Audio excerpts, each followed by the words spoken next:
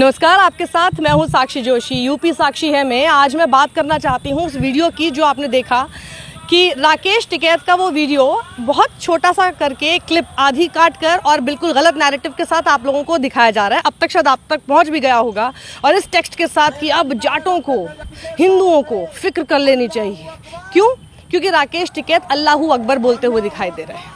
तो पहली बात तो ये है कि ये क्लिप एडिटेड है और इस एडिटेड क्लिप में भी एक और आवाज़ सुनाई दे रही है जिस पर आपका ध्यान ही नहीं गया होगा, क्योंकि नैरेटिव में जो टेक्स्ट लिखा गया है वो आपको वो बात सच्चाई से बता नहीं रहा। तो सबसे पहले तो वो क्लिप सुनिए जो आप तक अभी तक पहुंच चुकी है और उसी क्लिप में पहले मैं बताऊंगी कि क्या बात आपने नहीं सुनी और किस वजह से ये बात बोली गई थी, वो भी आपको आगे बताऊंगी। और हाँ, ख़ास तौर पर वही बात तो पीयूष गोयल भी बोल चुके हैं, लेकिन उनके ऊपर कोई उंगली नहीं उठाएगा।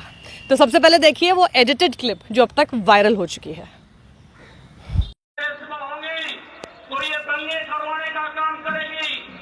पहले बिनारे लगते थे जब टिकैत साहब थे, अल्लाहू अकबर, अल्लाहू अकबर। अब इस क्लिप में, इस एडिटेड क्लिप में जो आपने नहीं सुना क्या आपने कि अल्लाहू अकबर राकेश टिकैत बोल रहे हैं मंच से, लेकिन भीड़ में लोग जवाब क्या दे रहे हैं? हर हर महादेव। तो मंच से आवाज़ अल्लाहू अकबर और भीड़ से आवाज़ हर हर महादेव।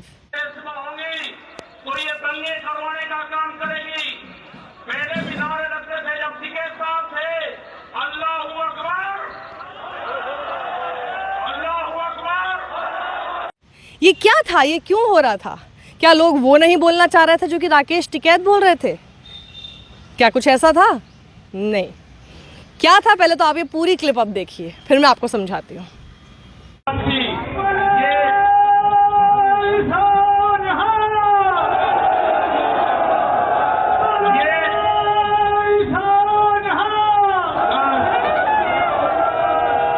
इस तरह की अगर सरकारें देश में होंगी तो ये दंगे करवाने का काम करेगी।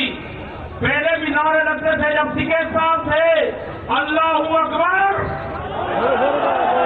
अल्लाहू अकबर, ये नारे लगते थे। हर हर महादेव और अल्लाहू अकबर के नारे इसी धरती से लगते थे। ये नारे हमेशा लगते रहेंगे, ये नारे हमेशा लगते रहेंगे। दंगा यहाँ पर नहीं होगा। ये तोड़ने का काम करेंगे, हम जोड़ने का काम करेंगे। किसी गलत फहमी में मत रहना। ये देश हमारा है, ये प्रदेश हमारा है, ये जिले हमारे हैं।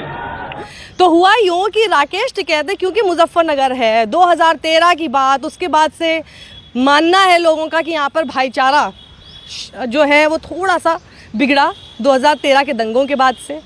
और यही भाईचारा शब्द है जो कि महापंचायत में कई बार सुनने को मिला। शायद कृषि कानूनों से भी ये शब्द ज़्यादा सुनने को मिला। तो भाईचारे का ही एक प्रमाण वो दे रहे थे कि महेंद्र सिंह टिकैत के समय में भी एक साथ अल्लाहू अकबर और हर हर महादेव बोला जाता था।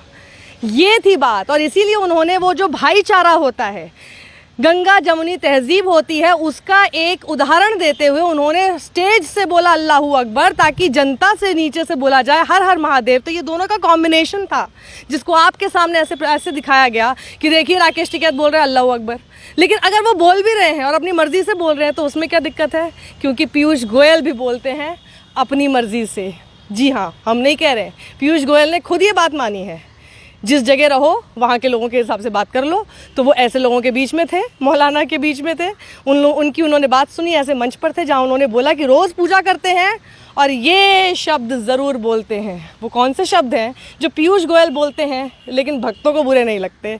राकेश टिकैत अगर बोल देते हैं हर हर महादेव के साथ तो बड़े बुरे लगते हैं। सुनिए।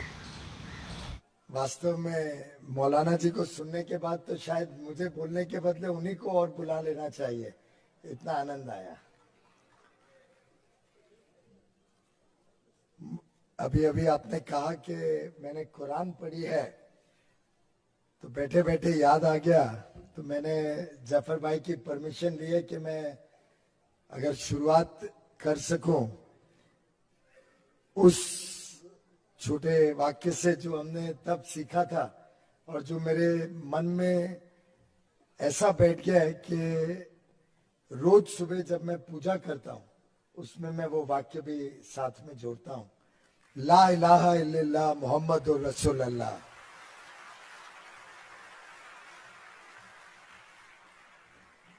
और वास्तव में सभी धर्मों की जो ताकत है वो यही ताकत है कि जब हम सब अमन और शांति से एक दूसरे के साथ मिलके चलते हैं तभी पूरे देश का निर्माण होता है, तभी ऐसा बढ़िया माहौल बनता है कि आप मुझे भी यहाँ बुलाते हैं, इतने बड़े बड़े महानुभाव आपके यहाँ पे आते हैं। अरुण तिवारी जी भी हमें बताते हैं कि उनको उर्दू कितनी अच्छी तरीके से आती है। और वास्तव में जब मेरे बड़े भाई, मेरे मित्र, तो ये था एक चलते फिरते फैक्ट चेक मैंने आपके सामने कर दिया। ये सब चीज़ें भी बतानी बहुत ज़रूरी होती हैं। सही चीज़ों पर जाइए, जो भी वायरल आ जाता है उसकी तह तक जाने की कोशिश कीजिए कि आखिर क्यों हुआ और क्या हुआ। ये नहीं कि जो भी आपके पास व्हाट्सएप में दे दिया गया उसी को आपने देख लिया और क्योंकि आपको सूट करता है तो आप उसको आगे भेज देते हैं। मेरे हिसाब से आप किसी भी तरह की विचारधारा रखिए, लेकिन सच की बिना पर रखिए ना। झूठ की बिना पर अगर कोई विचारधारा आपको अपनी बनानी पड़ जाए तो सॉरी टू से वो आपकी विचारधारा बेहद खोखली है। कैमरा पर्सन अरविंद कुमार के साथ साक्षी जोशी। देखते रहिए यूपी साक्षी है।